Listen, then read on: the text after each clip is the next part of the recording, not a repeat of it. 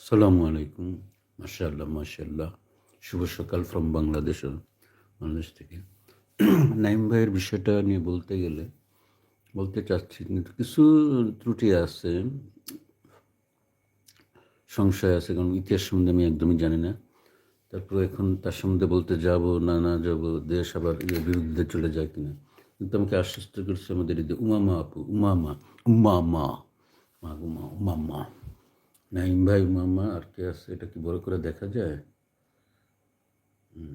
দেখা যাচ্ছে এই যে উমামা, বৈষম্য ছাত্র আন্দোলনের এই হলো আমার নাঈম ভাই, যাকে আমি এই 2003 বা 4 সালে দেখা হয়েছে, ভালো খেয়াল নেই।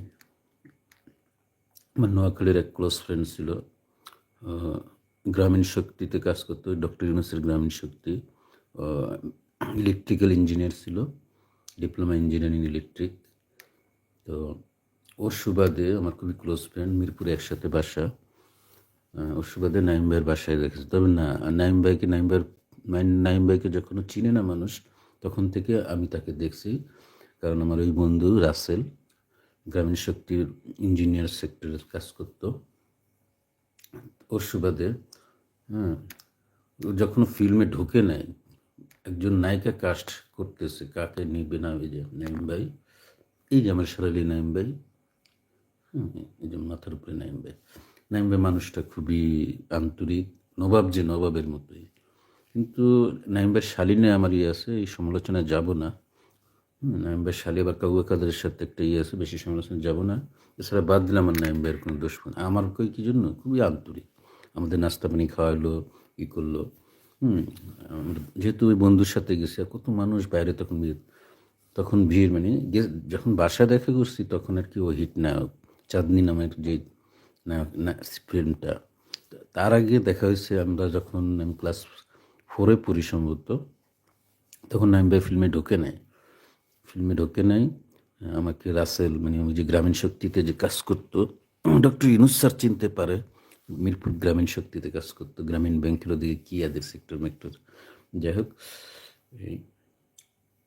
তো এই নাঈম ভাই কে জানেন? এই যে স্যার সলিমুল্লাহর পৌপুত্র, স্যার সলিমুল্লাহ, যারা ঢাকা মেডিকেল কলেজ হাসপাতালটা যে করা হয়েছে, ঢাকা ইউনিভার্সিটি, তার 110তম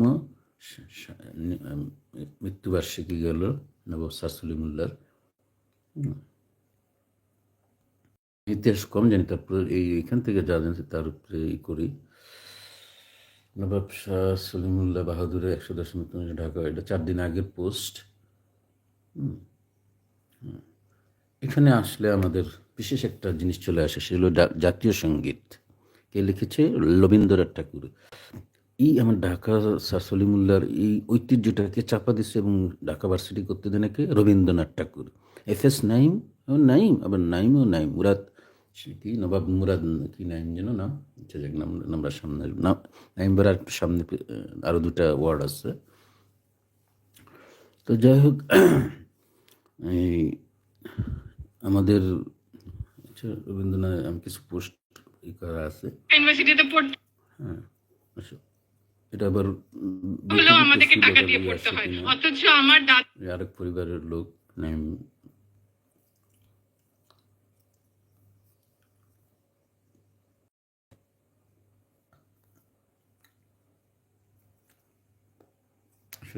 সেফ পোস্টে নিয়ে কথা বলতে সুবিধা হবে।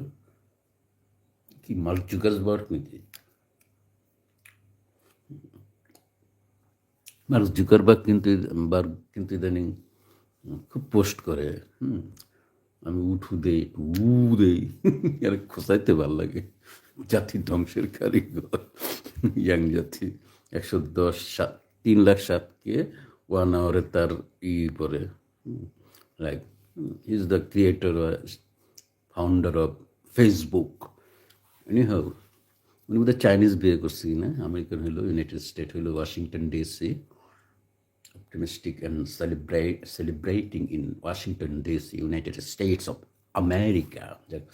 ভদ্রলোকের দ্বারা আমি অনেক কিছু তথ্য পাই, তার কাছে I am grateful to you.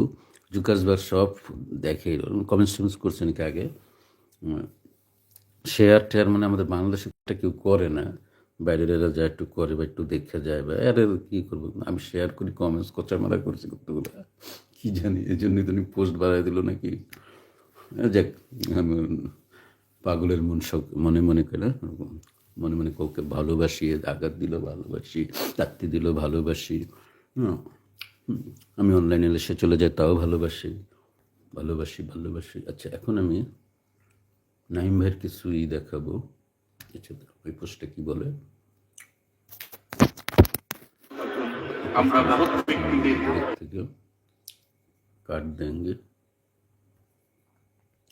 তো একদিন খেলতেছি আমার গল্পটা বলি, নাইম ভাইয়ের সাথে প্রথম সাক্ষাৎ ছোটোবেলায়, যখন নাইম ভাইকে কেউ চিনেই না। উনি এত দুধের মতো ফর্সা, মানে মেকআপ লাগে না। সালমান শাহ এবং নাইম বাংলাদেশের দুইটা নায়ক যাদের মেকআপ ছাড়াই সুন্দর। তিনি হলো পৌপুত্র, দাদার নাতির ঘরের পুত্র।